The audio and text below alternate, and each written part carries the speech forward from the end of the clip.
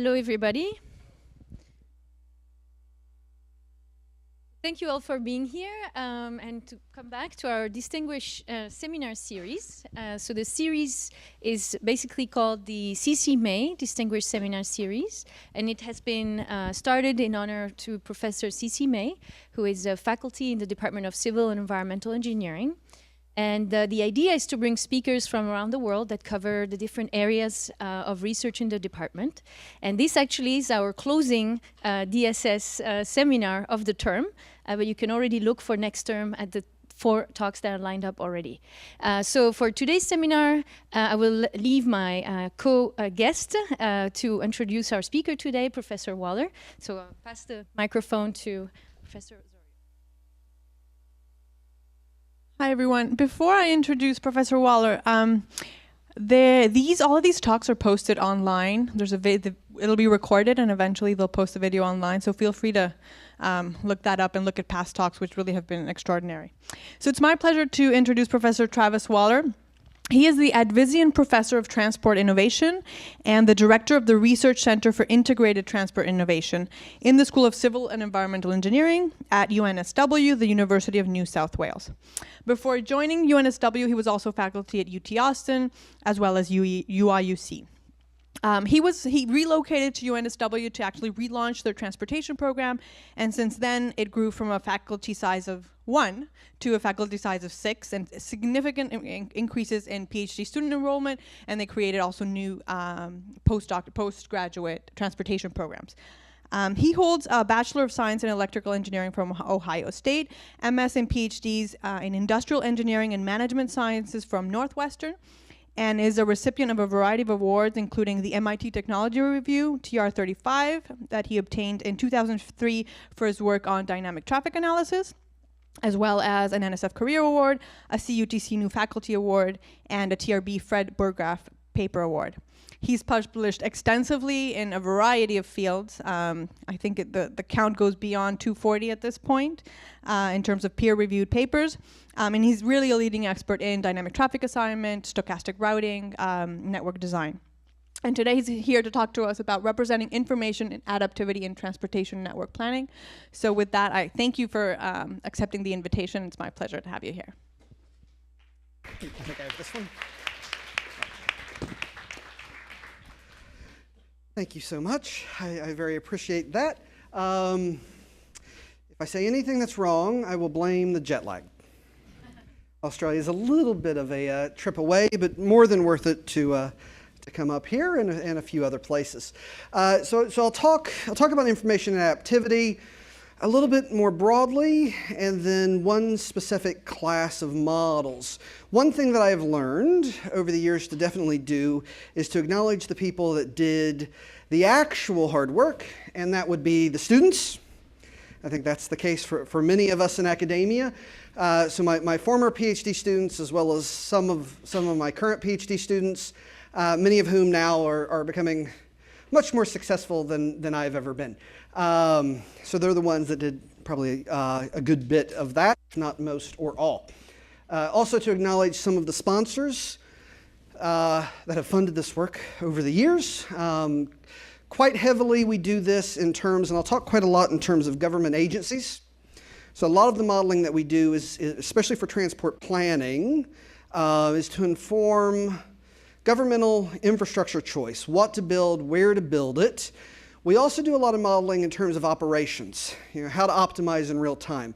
Just for the sake of time and sanity, I won't go much into those models. I'm going to focus primarily on the planning aspects. So those are some of the funding agencies and governmental agencies and companies that have supported us. And also just to acknowledge some of the cities around the world where we've actually deployed some of these models. Some of the ones I'm talking about today, but also just some of the dynamic traffic assignment models that Carolina was mentioning a moment ago.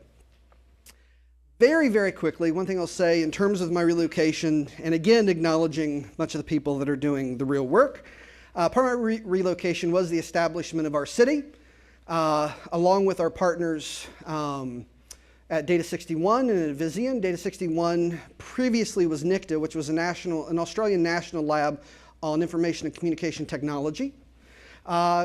And as Caroline mentioned, the idea was basically to reestablish transport engineering at UNSW. We're based in civil engineering, but with a sort of cross-engineering, cross-campus mandate. We're at about 12 academic and research staff, a couple of dozen PhD students, and housed in civil engineering, which is a little bit shockingly large. So about 2,600 students, about 1,800 of those undergrads. Something I mentioned a couple of times, at Illinois and at Texas, I've always taught network analysis, so basic network equilibrium. And the high water mark was at about 22 students. The first time I taught that at UNSW, it was 150. It was a bit of a mental shift to kind of get used to that, but it's great and fun. Okay, so transport modeling. So as I mentioned, we're in need to inform primarily governmental planning. And because of that, there are certain constraints on the things that we do. The ultimate goal often tends to be to estimate system-wide impacts. And there's one sort of realization to make, is that in terms of state of practice, many of the models are actually based in the 1950s, even still. And there are reasons for that. There's also opportunities to do much, much better. And I'll mention that in a few moments. Research has advanced very well beyond that, but in terms of practice, that often still tends to be the base case. And just before we get into the research, before we get into the things that we can do, I just want to talk at least briefly about why that is. So I was told this is a bit of a broad audience, and so I apologize to those who know better than I this stuff, but maybe to try to create a bit of a playing field and put into context what I'm talking about. So in terms of planning, in terms of estimating the system and informing government infrastructure decisions, what does that boil down to? That mainly boils down to coming up with mathematical representations for individual travel choice and the resulting system impacts of that choice. So when we say individual choice, what do we mean there? It means a broad range of things, from the microscopic to macroscopic. So for instance, having a mathematical representation to estimate and model the trip patterns and activity patterns. So how many people are going to make a trip, of what type, for what purpose? So how many trips? Where will the destination, so destination choice, where will they choose to go? In terms of my base case now, but also in terms of 5 years from now, 10 years from now, 20 years from now. So mathematical models represent these. Departure time. Actually, many of the in-practice models don't capture that at all, but increasingly we need to. So what time will people depart? What mode will they use? Will they consider and actually use a toll? What route will they actually follow? A lot of what I do focuses actually on the route choice component. But then even down to microscopic, you can think of this in the same spectrum, down to microscopic traffic flow. What lane? Lane selection, lane changing, mathematical representation of that, acceleration, deceleration, so everything revolving around the modeling of individual drivers.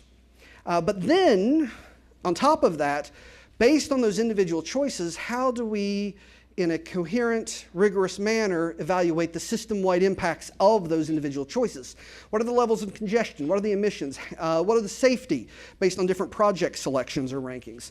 How much energy will be used? What's the reliability? What's accessibility? And on and on and on. And in fact, as technology and policy complications and financial innovations, public-private partnerships, and so on, as all of these things have advanced, the list of things that we want to model and represent mathematically has grown and grown and grown. Nonetheless, we must model them and we must inform these decisions. I'm going to focus today on only a subset, primarily on the network route choice. And again, just to get on somewhat of an equal playing field and a few insights into all of this. And I'm going to start with a very simple case that some, again, as I said, probably know as well or better than I. But in the spirit of equal playing ground, let's start with this. And this is something that we've known since the 50s. And a lot of research is around this, and in some ways it's a little controversial. But let's start here and move on. So at least as far as academic fame goes, this is a very famous example. And it simply boils down to this. Let's say we have a very simple network, 4 nodes, 4 links. And let's say that we have one origin at node A and one destination at D. And let's say that there are 50 people at A, and all these 50 people want to get to D. D is a cool place. We want to be there. So the question is route choice. How many people will get to D via B, and how many people will get to D via C? 2 routes, all 50 people choose. It's a simple game. Now, I keep these numbers painfully simple so we can do it in our heads. First thing to keep in mind is you can make these functions, well, these aren't really functions, but these are, more realistic as a static function can be. But I'm keeping them simple just so we can solve it in our heads. But the same insight that we'll get from this can apply to realistic applied models. Now what we're saying here is the travel time on links 2 and 3 are 7 and 7. Let's say 7 minutes, 7 hours, $7, it's 7. The travel time or cost on links 1 and 4, though, are a function of flow, and that's a bit more realistic. The more people that are on a link, a roadway, let's say, the greater the travel time or travel cost. And I'm keeping it simple, so it's just going to be x over 10, the number of people on that link divided by 10. So if all 50 people go A to B, this travel time will be 5. Easy, easy. Okay. So the question is, let's say that we're planning for the future, and this is going to be our network, and we want to estimate what we believe the link flow, the route flow, link flow will be. Well, hopefully, if you think through this, you can come up with a guess, or many may already easily know, relatively trivial. If people are playing this game day after day after day, what would you do? Well, each of us would tend to take the shortest path, and maybe we would go through B, then go through C, and we would switch, and we would switch, and we would switch, and we would keep switching around until switching wouldn't do us any good. And that comes very easily at an even split, 25-25. And that's what we call equilibrium. That's the reason we call it equilibrium. The travel times equilibrate. Both of the options have an equal payoff. There's not an incentive for anyone to switch. And that's what we call the solution. And that gives us an estimation of our link flow. 25 on this link, 25 from this, 25 from this. And we can calculate a system-wide metric, the total system travel time. So the total cost is $475, which is just everyone's individual cost added up. Well, everyone's individual cost will be 9.5. 25 people on this link, 25 divided by 10 is 2.5, plus 7, 9.5. Here, 7 plus 2.5, 9.5. Symmetric costs kept this problem easy. Make sense? Doubts, concerns, issues beyond the simplicity of it? Okay. Now, what makes it a paradox is, let's say we look at this, and let's put on our politician hat for a moment. And it's being taped, so I won't say too many derogatory things. Usually I'm a little harsher there. Let's put on our politician hat, and let's look at this. Let's just put a map on the board, and let's say, where do we want to build? We're going to pass a bond. We're going to raise millions of dollars. We're going to build a bridge. It'll be a glorious bridge. We'll say, we're going to build it there. Because that makes sense. This makes intuitive sense. Because if we look at this network, this has a travel time of 2.5. That's 7. This is 7 and 2.5. In both routes, we have one fast link and one long link. Well, let's connect the two fast links. If we connect the two fast links, we'll create a path that's much quicker. And because, let's say B and C are actually spatially quite close, but there was no connectivity. So we're going to connect them, and we'll make it a great bridge, so it's not even sensitive to flow. We can make it sensitive to flow, but I'm keeping it simple. But we'll say we won't make it sensitive to flow for the demonstration case, and that'll be 2.5, 1, 2.5. That has a travel time of 6. 6 is much better than 9.5. That's a great path. That's so great that I'm going to switch to the path. And then you switch to the path. And then we all switch to the path.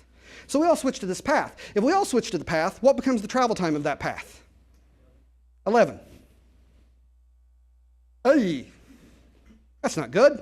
Maybe I should switch back. Will I switch back? No, because the other paths are both worse. So we've passed the bond. We've raised millions of dollars. We've added infrastructure to the network, and everyone is worse off.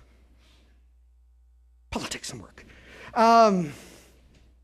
Now, as I said, this is a famous case, and there's controversy around it. We're not dealing at all with the demand elasticity. Anna Nagurney, in particular, has done a lot of research on this, and you can prove at very low levels of congestion this won't happen, and at very high levels of congestion this won't happen. But as Hani, Momsani, and many others have pointed out, there are levels where this can happen, and therefore we need to model for it. We need to analyze it. We need a model that's sensitive to this sort of phenomena to make sure that we don't do this sort of thing. Further, while it may be difficult to get this commonly happening, it's not difficult to come up with situations where infrastructure doesn't help much, or doesn't help nearly as much as a naive interpretation would suggest, which says that the business cases we write to justify the infrastructure are not really well-founded. So that's a long way of saying we have to model this sort of phenomena in terms of justifying what we should build and what we should not. So, Braess paradox, very well. So even if the what? The middle hour is 2 weeks. Yeah, you can, yes, yeah. You can create many sort of variations of this, even on some larger networks. And even if this is two-way, if you change the numbers enough, you can get that happening. So this sort of model is basically what was formalized in Beckman's 1956 formulation. So this simple convex program solves this and is scalable up to the very large scale.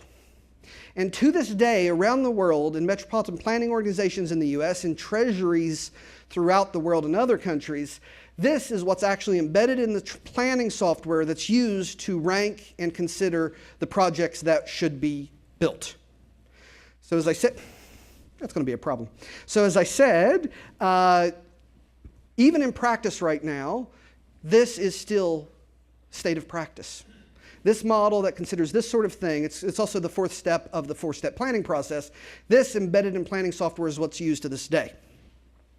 Now, there are many issues with this, so we can start naming them off everywhere. This does not account for time. There's no explicit representation of stochasticity, and many, many others. And that's actually, in terms of the network modeling for transport literature, that's what's been, over the last 60 years, major themes of network equilibrium research are relaxing the restrictive assumptions of this model. And dynamics, stochasticity, multiple classes of travel, pricing, information, and many, many others. So research has advanced well beyond it, but it has still tended to stay state of practice. We'll focus in a few moments on the information and what, at least, is some possibilities there. But first, before that, I sort of want to frame it by saying, why is this still state of practice? Why is this still so prevalent in terms of what treasuries are using to decide millions, in some cases 100 millions, in some cases billions of dollars of projects, what should be built? All of that in the face of incredibly rapid changing policy realities. The questions being asked by treasuries and planning organizations exploding, particularly most recently around information, connected vehicles, connected travels, personalized mobility. Those are just two representations of a connected vehicle. Electrification, the sharing economy, automation, all of these things are now getting asked of agencies and governments and treasuries if they should be built. And this representation and other related transport modeling paradigms wholly inequipped to answer. Just as a very quick aside on autonomous vehicles, this is just a snapshot. Back when I was at the University of Texas, we had a project 2007, 2013, just as one example of how technology potentially can rapidly change the performance of our infrastructure. We looked at autonomous intersections. And what we found, we developed a pricing mechanism for reserving spatiotemporal trajectories through intersections, and we found is significant improvements can be made for pure autonomous fleets. Up to triple, in some cases, throughput could be achieved through intersections. Even for mixed fleets, substantial throughput changes. That potentially can significantly alter the performance of our networks. But again, incorporating these things into a planning model. And now back to, so why aren't we doing that? And I think one reason is, as researchers, we need to ground very firmly in our minds what makes a model useful. I often have a quote in here. I removed it because it's a little cliche, but I'll just remind for some, perhaps, George Box's famous quote, all models are wrong, some are useful. I think it's very firm, I think, for modelers to always have that in mind. Every single model we come up with is a simplification of reality. So in that sense, pushed to certain extremes, it is wrong, based by someone's definition. But some of them are useful. So what makes the model useful? So the model being useful means it addresses the needs of the user, and in this case, end user being an agency or government. And these tend to be some of the practical requirements for making the model useful. The first and foremost, scale efficiently at the regional scale. Most large-scale infrastructure evaluations have to be evaluated at the regional level or they're just not useful. So whatever method we may come up with may be great, it may be grand, it may account for every reality that we want to account for. But if we can't evaluate it at a regional scale, it's just not useful. It needs to provide consistency. This one's a little bit of a challenge, controversial, but if you talk to the agency people, they know what they have in mind for that. Consistency effectively means that their rankings, when they consider projects, those rankings are defensible. They're repeatable. Ideally, the outcome is unique, although that one's getting less and less required. Regardless, they feel that their rankings are consistent. Provides transferability. I'm going to end up breaking that.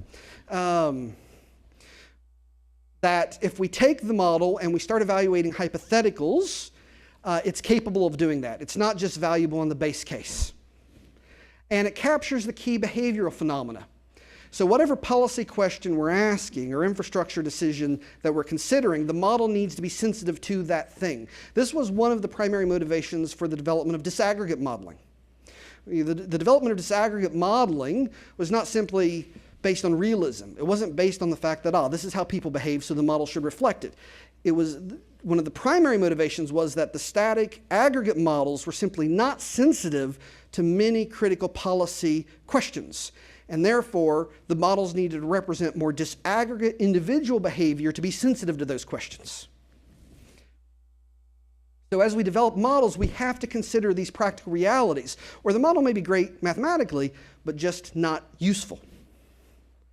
As I mentioned, historic consistency has been very important.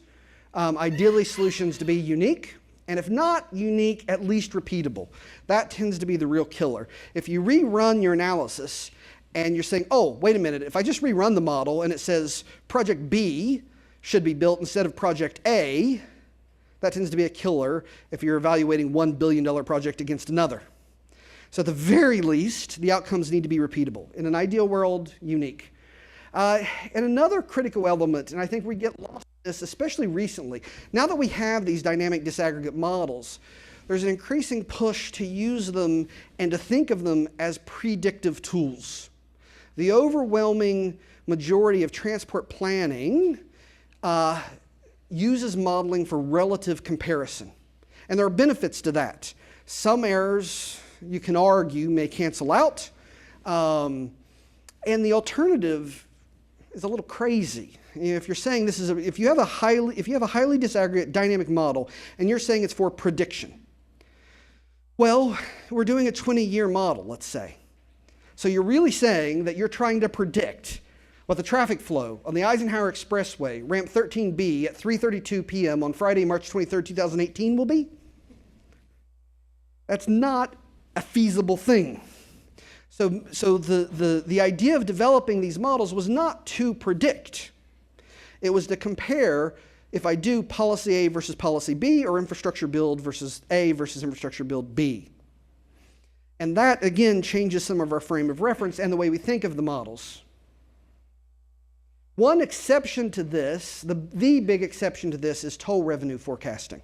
With the rise of public-private partnerships, especially in terms of writing the business case for getting these things off the ground, there is a growing need to predict toll revenue.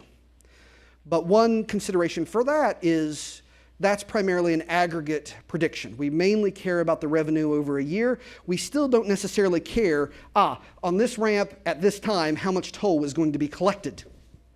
So it's still not a disaggregate prediction, it's an aggregate one. Nonetheless, the vast majority tends to be relative comparison. Now, so that's some of the practical realities. What are the consequences of these realities? Well, if consistency is important, well, this constrains what we might regard as an acceptable model. Even if a model is behaviorally richer, it just might not be useful. because we cannot talk about a consistency and repeatability of the analysis. If we're not predicting, but modeling relative to the base case, arguments grounded in realism alone may not be useful. You can say this model is more realistic than that one. Well, I'm not trying to predict. I'm trying to capture the essence, capture the core behavior of the phenomena so that I can compare one project versus another. I'm not trying to replicate reality. And those may sound, it may seem subtle, but it's a significant difference.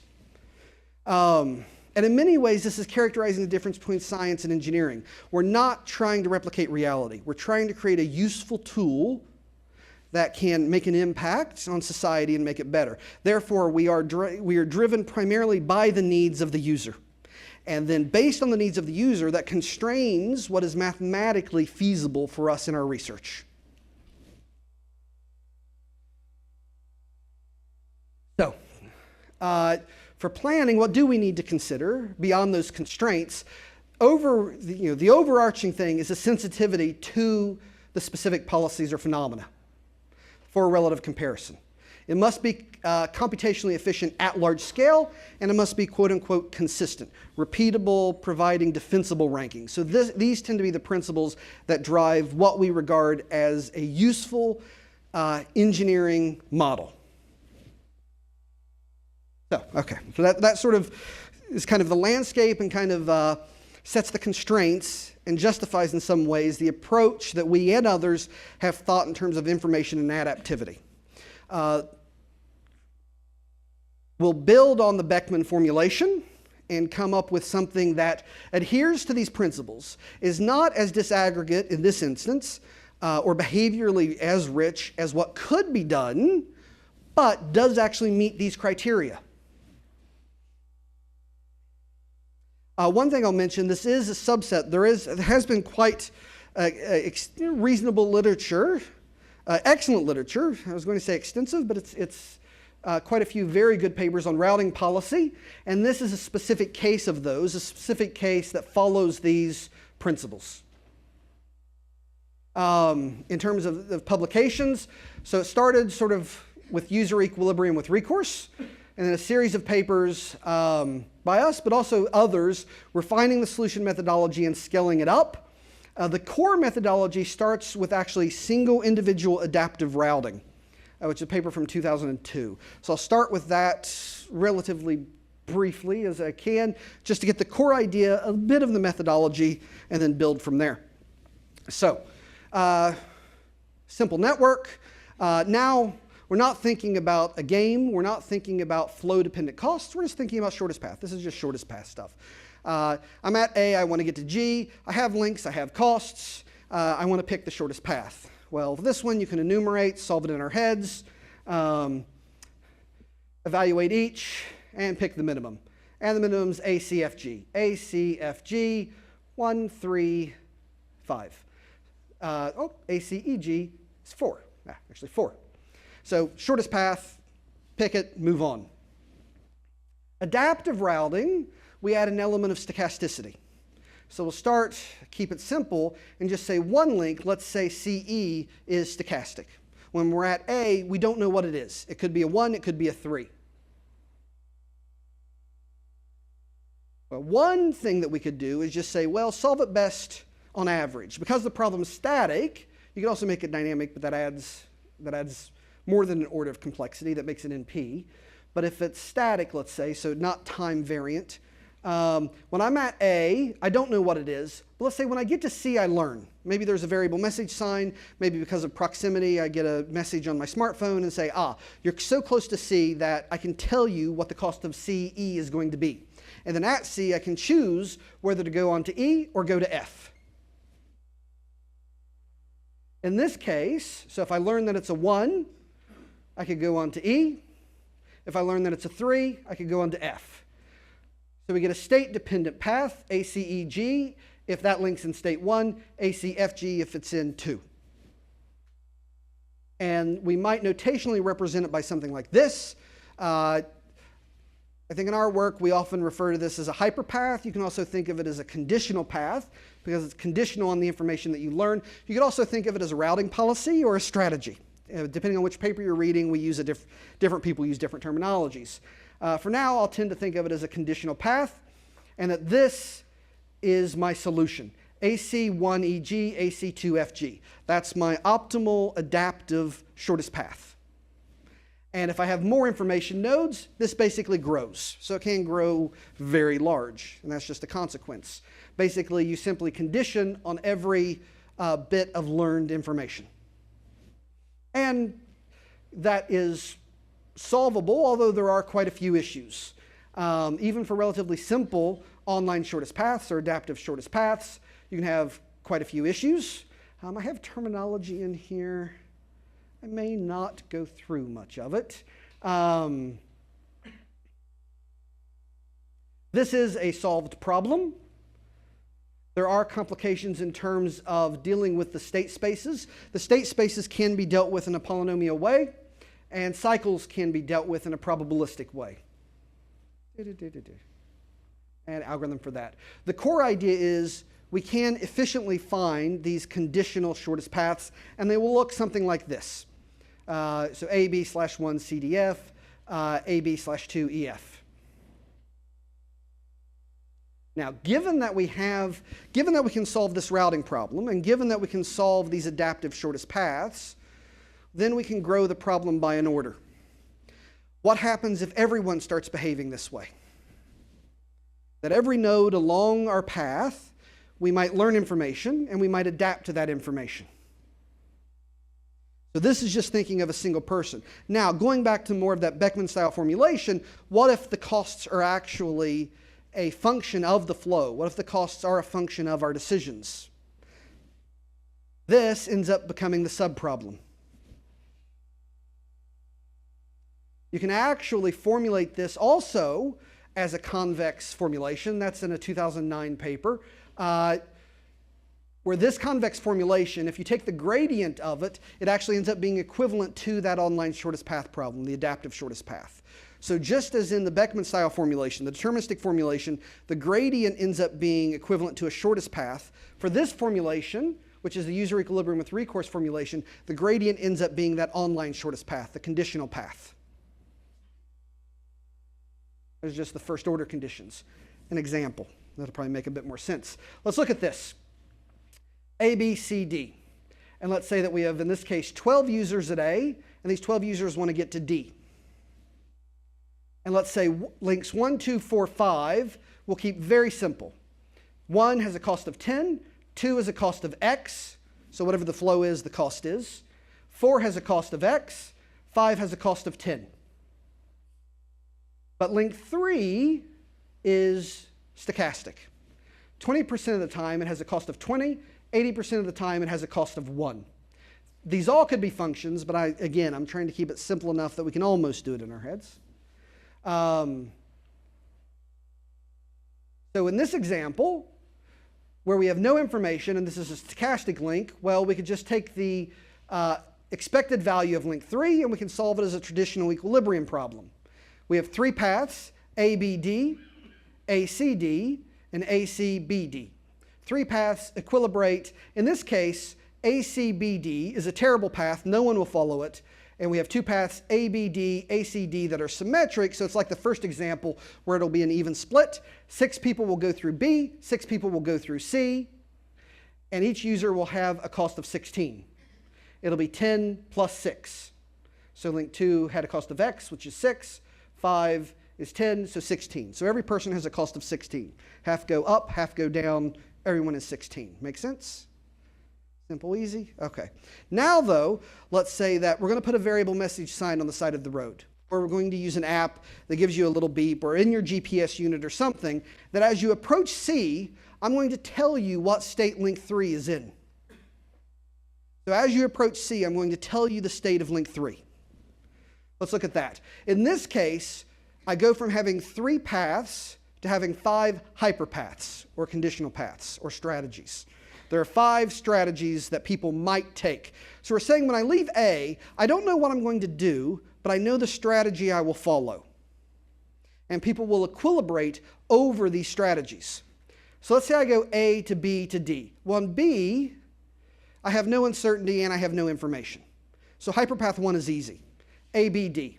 Along that path, there's no uncertainty, there's no information. Or AC. At AC, it explodes a little.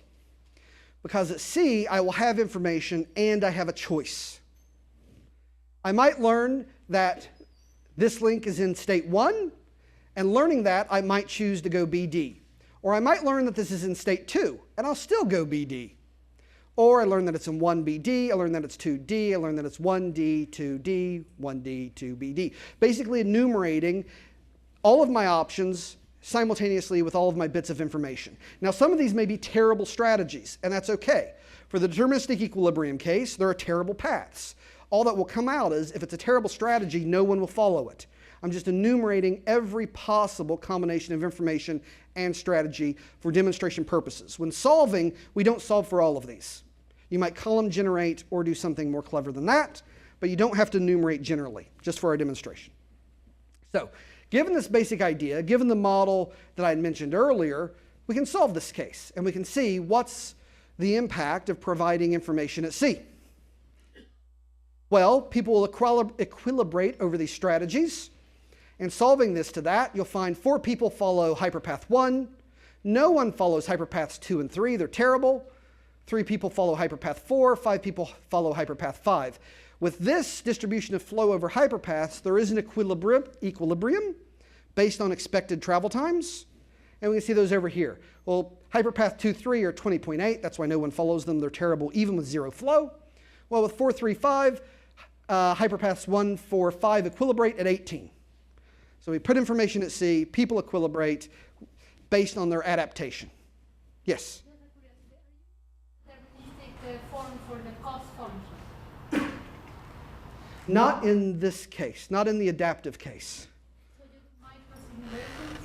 Oh, we don't need to do microsimulations because it's, this is just building on the static model. There's entirely different work for the dynamic model. Yes, BPR variation, yep. You can do the exact same philosophy into a dynamic where you have hyperpaths in terms of dynamic flow. The modeling becomes much more involved by at least an order of magnitude or more. For these talks, I tend to stick with static because those lead to some clear intuitions. And you can solve them in Excel, trivially almost. So we get an equilibrium over hyperpaths, and we see what the cost is. One thing that we may or may not remember is the cost without information. So here we're seeing with information, every single user will have a cost of 18. As we recall, the cost without information, though, was 16. And what we see is give people information, in this case, give people information, they adapt in real time, they play the game rationally. That's the first thing to keep in mind, is this is a rational gameplay. If you have non-coordination, if you're your own agent and you're not coordinating with other people and you're behaving in a selfish, myopic manner, this is the rational outcome. And what we find is providing information actually ends up making everyone worse off, which tends to be counterintuitive to most people, especially in ITS, because we tend to think of information as only a positive. And on average, it is.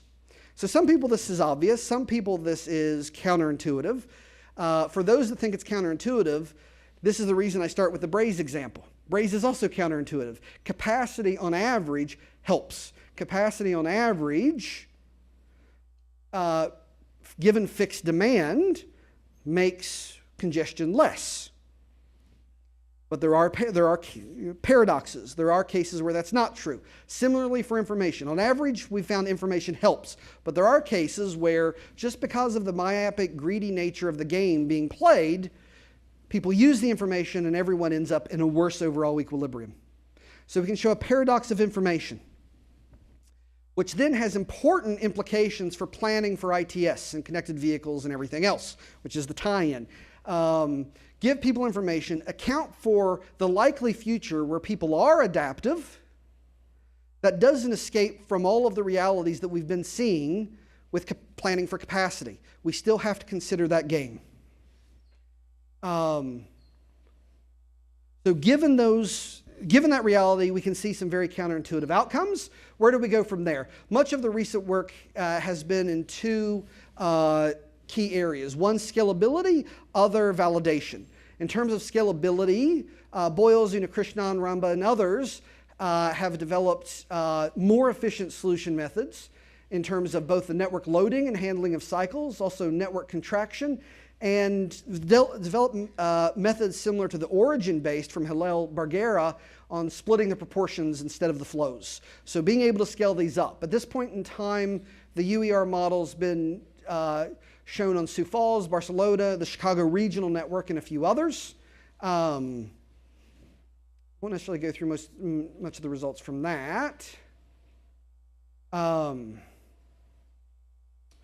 This was effectively looking at, because you can now ask the question, a network design question. What are the nodes that are best to deploy information? And so you can formulate it as a bi-level and decide which nodes provide the best benefit. So again, thinking of ITS in those terms. Now, how do people really play this game? So is this sort of behavior, which to some, especially in ITS, they don't tend to like, does that actually happen? It's a difficult question to answer. I'll talk a little bit about how we and some others are looking at that. The first thing that we've been doing, we've teamed up with experimental economists that run these online and driving simulator and other sort of experiments as basically incentivized experiments to derive how people behave. And we're also looking at some recent collaborations with Google Maps that I'll talk about. This work builds actually on a reasonable establishment from the behavioral and experimental economics literature looking at transport behavior, both the Braess paradox, but also network equilibrium in general, to derive how people play these games. Rappaport and Dixit in particular, you're looking at these experiments. This is the same model as before. So basically, one of the methods is people come into the lab and they play these computerized games, and you incentivize them based on their choices. And basically, you incentivize making a rational, greedy choice. Get the best travel time. If you get the best travel time, you win and you get a payout.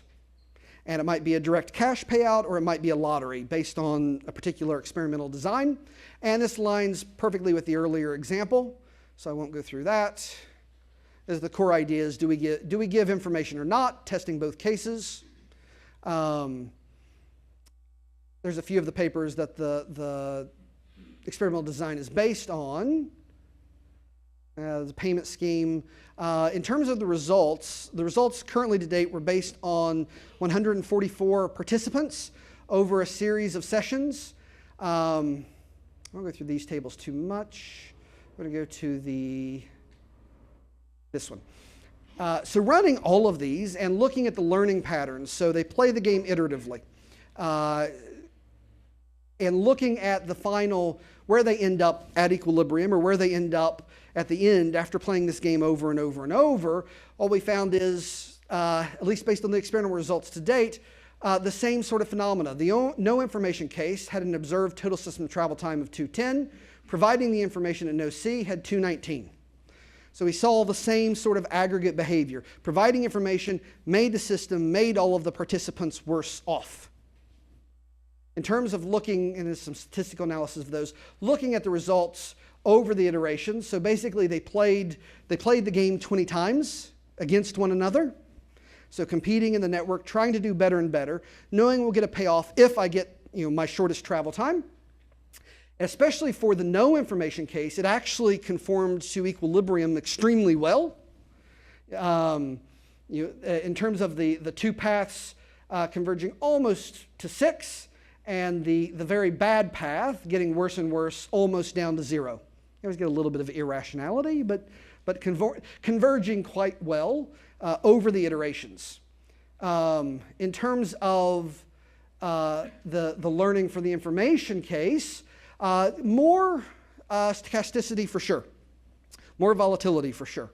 But again, still demonstrating that the blue dots being no information, the red dots being information, still seeing over the tests significant trend, and effectively the red line dominating the blue, the information case being worse. So iteration, session to session, iteration to iteration, providing the information, damaging the participants.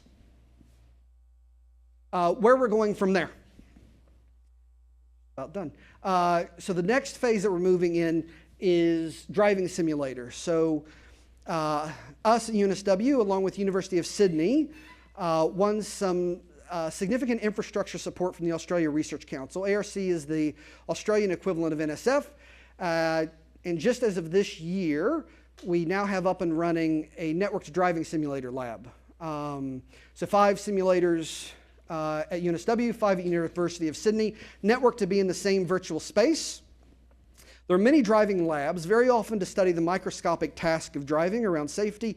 This lab was envisioned and created primarily to study travel choice. So route choice, value of time, value of reliability. If you're driving around a virtual city, do you choose a toll road or not if you're incentivized to get out of there as quickly as possible? So much more controlled experiments around value of time, route choice, value of reliability. More recently, actually looking at distraction studies with autonomous vehicles as well. But one of the things that we're now creating the experimental design, along with experimental economists and some psychologists, is validating this computerized game, but where they're actually in the simulator driving around against one another. So that's sort of the next phase in terms of the model validation. And then past that, looking a bit more regionally at travel conditions and equilibrium, and also day-to-day. What I've been told is we're the first, this has only happened in the last couple of weeks, we're the first recipient of the Google Maps Outreach Grant, the first university outside of the United States to receive that grant, which is low-level direct access to the Maps API of travel times and also some other things that are in beta, estimated to be significant. And one of our core set of experiments that we're first looking at is the nature of equilibrium. Reinforcing some of the assumptions we make in this model, including also possibilities for adaptive or what we call strategic equilibrium, which is day-to-day volatility, and then some also possibilities in terms of planning opportunities in situations where there's not much data available already. So new equilibrium models looking at information adaptability, how those might address some of the emerging policy questions around ITS, around connected vehicles, around adaptability, and then a series of experiments much more recently on the behavioral validity of these models. Keeping in mind that there are significant assumptions being made in these. The key assumptions I made in the models today, they're still time invariant or static. There are dynamic variations. The main issue there is they're not yet scalable. It's still a very open question in terms of the solution methodology to get the dynamic variations of these models up to the regional level. So that remains an open issue where they're not yet ready for practice use. The static models are entirely scalable. Dynamic ones, work in progress, open question. Anyone welcome to solve. One key thing, insight, I think, even from the static work, is that information has many of the same paradoxes of capacity. I think many of the planning and business cases that I see tend to put very approximate assumptions around ITS and information. It'll improve freeway flows by 15%. And that's used as a business case for deciding if something should be built. The truth is information, particularly as people begin to adapt to it, fundamentally changes the behavior, and we need models that are sensitive to that. And that's all just one subset of a much broader thing in terms of the technological and policy advances that are being asked of the models. We're pushing the 1950s models well beyond their intended use. We're using them in situations that they weren't intended and they're not equipped to address. The problem is, can we come up with models that can address those considerations while still adhering to the needs of the practitioners using them? And with that, I will end. Thank you.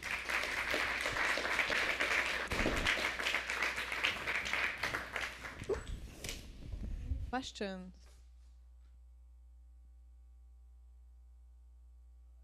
Hi, nice talk. Thank you. Is there much work done on non-equilibrium modeling? There's huge work on non-equilibrium modeling. Absolutely. Non-equilibrium, particularly in the operations space. So if when you're thinking of sort of operational analysis at intersection, at corridor level, ramp metering evaluation, signal evaluation, a lot of it gets addressed there because some of the needs of plan, and that's one reason I sort of differentiated planning from operations. Now, those two considerations are also converging as well, which is another complication. The main issue, and there's phenomenal research, but the primary issue in terms of planning are the constraints that I mentioned, the need for consistency, the need for relative comparison. Now, to the extent that you can justify those considerations to make them practically useful, I think that there's a very good fit. But in the planning context, it's been difficult to get the non-equilibrium approaches used in practice. Well, scalability, but also consistency. Because as soon as, even for the dynamic equilibrium, it's an issue, but especially for the non-equilibrium, the issue's highly non-unique, highly depending on where you start, or even where you start if it's repeatable.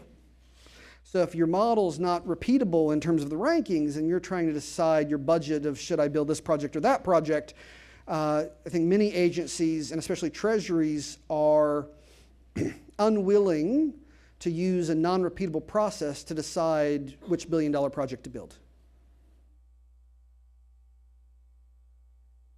For an app like Waze, what kind of models do they use? Yes.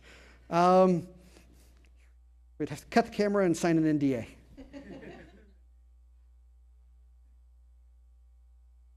Other questions? Questions. To what extent can these tools be used to actually try to model how individuals react to the information, for example? Reliable information. Yes, in all of these, we assumed correct information. And so... Full willingness to... And full willingness to adapt. And that's absolutely an extremely valid question. I mean, to be honest, well, just like, because we focused on the models that were most direct extensions of what's currently found to be acceptable in practice, that's why we stuck to those assumptions. The current models, just the fourth step Beckman deterministic model assumes perfect information, no stochasticity whatsoever, and perfectly greedy, myopic, rational behavior. And so we kept those assumptions and just added the idea of information and adaptability. If you relax that and say the information can be wrong, and further the people might not respond to it, that becomes more of a challenge. I mean, that might likely that would become more of an econometrics. You would have to integrate in some sort of econometric choice component. And the element that the information could be wrong on top of that, so that would probably have to be some conditional state with an econometrics model on top. I mean, to completely blunt, we've not thought much through that because that has I suspect that would be phenomenal research, but a challenge to get to a point that would adhere to the principles that would make it usable. But in terms of a practical reality that is a reality, that should be examined. Might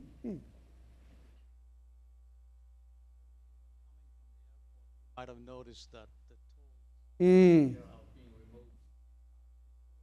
The ones with easy paths are kind of privileged. So, do you think it's going to be all up and up, or there's going to be a problem now? This is like the communist revolution. Everybody is going through this.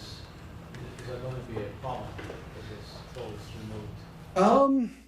Personally, now this leaves rigor, and this is my personal opinion, but I think relatively informed to the extent that I'm informed on anything. I'm of the opinion with the rise of connected vehicles and potentially the rise of autonomous vehicles, pricing will become ubiquitous. For a few reasons, it's just much easier to do if things are connected. Autonomous vehicles could respond much more dynamically than a human.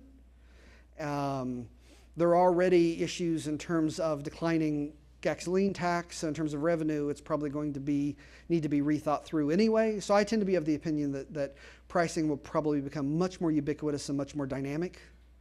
Now that may be a longer term trend, so that might not change the short term revolution. But I think the long term equilibrium, personally, I think would be towards a ubiquitous pricing.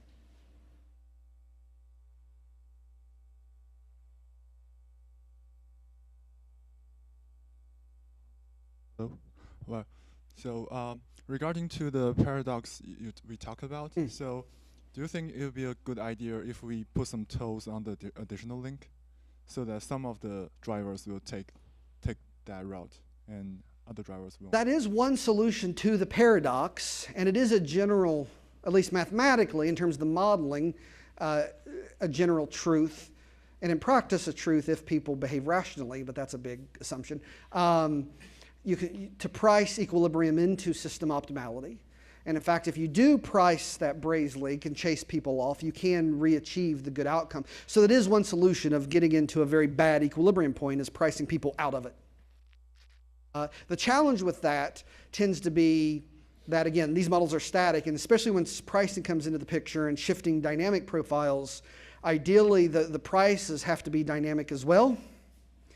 But then, as has been shown, it's very difficult to price people dynamically, because just as humans, we can't respond as quickly as would be ideal in terms of getting a congestion management output from pricing. But again, that's what I was making about long-term, the potential of autonomous vehicles. An autonomous vehicle could adapt much more quickly, and that's why I think that'll open up that possibility. If in this situation where you just have a link that's terrible and you want people off it, you could achieve with a static price, but that's also relatively rare. Questions?